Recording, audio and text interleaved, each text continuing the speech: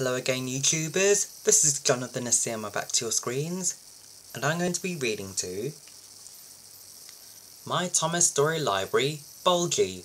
I hope you'll enjoy it. Bulgy.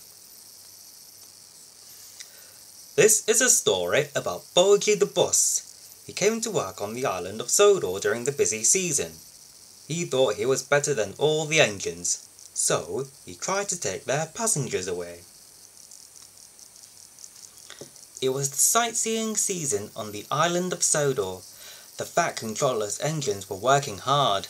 Their station was crowded with people. Duck, Donald and Douglas were taking passengers from station to other parts of the island. Some passengers had been brought to Sodor by a big red bus called Bulgy.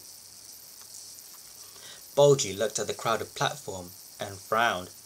"I wouldn't have brought more passengers if I'd known how many were here already," he said. "But they are all really enjoying themselves," said Duck. "Pah!" replied Bulgy crossly. Duck thought Bulgy was very moody. Bulgy was rude to all the engines. Every time he saw them, he shouted, "Down with the railways!" He said railways should be closed so coaches, buses and cars could do everything instead.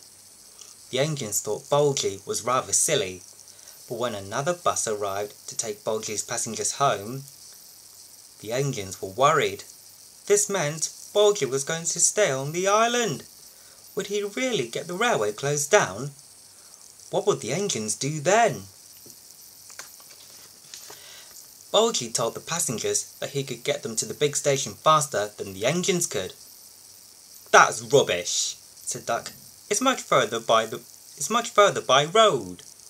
"Yes," said Oliver, "but Bulgy says he knows a shortcut." That evening, Duck was about to start his final journey of the day. But he only had a few passengers aboard. He waited for a few minutes, hoping more would turn up. But none did.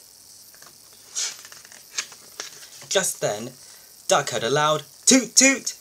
Bulgy was leaving the station. He had a sign on his side saying railway bus. Most of Duck's passengers had gone with Bulgy because he had told them he was working for the railway. "Stop!" called the railway staff as Bulgy pulled away. But it was too late. "Yahoo snubs!" Bulgy said as he roared away with the passengers. Duck and his carriages, Alice and Mirabelle, set off on their journey with the few passengers they had. "Bulgy's a nasty old thief," said Alice to Mirabelle. "He's taken our people." Duck knew they had to stop Bulgy taking their passengers. If it carried on like this, the railway could be shut down. He wondered what they should do. But Bulgy was about to be stopped. His shortcut led down a narrow road with a low bridge. As he rushed under the bridge, there was a sudden screeching noise, and he ground to a halt. He tried to move forwards, and he tried to move backwards, but it was no good. He was totally stuck. Cars and coaches beeped angrily at Bulgy because he was blocking the road. "A tall bus like you should never have gone down this road," they said. Bulgy's passengers were furious. "We should have gone with Duck," they said. "He would never have let us down like this. We're going to miss our train at the big station, and it's all your fault," they shouted at Bulgy. Bulgy didn't say a word. As Duck reached the bridge, a man appeared by the track, waving a red warning flag. "Danger!" he cried. "A bus is stuck under the bridge." Duck moved slowly forward. He saw Bulgy under the bridge. "So, that is Bulgy's so-called shortcut," he laughed. Bulgy held his breath as Duck slowly moved over the bridge. "The bus tricked us," said Bulgy's passengers. "He said he was working for the railway, but he lied. Can we go with you instead?" Duck agreed and took all the passengers to the big station in time for their train. The passengers promised they would always travel by train from then on. Bulgy was left under the bridge. He had to wait all night before he was rescued.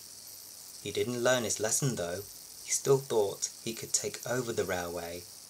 But by then, everyone knew that it was faster to go by train, so they all travelled with the engines instead. Bulgy decided to retire. He asked a farmer if he could live in his field and look after his hens. The farmer agreed. From that day on, Bulgy was much happier. The hens enjoyed hearing about his grand adventures on the bus route and how terrible engines were. They didn't know any better. And Bulgy felt proud because the hens produced more eggs than ever before.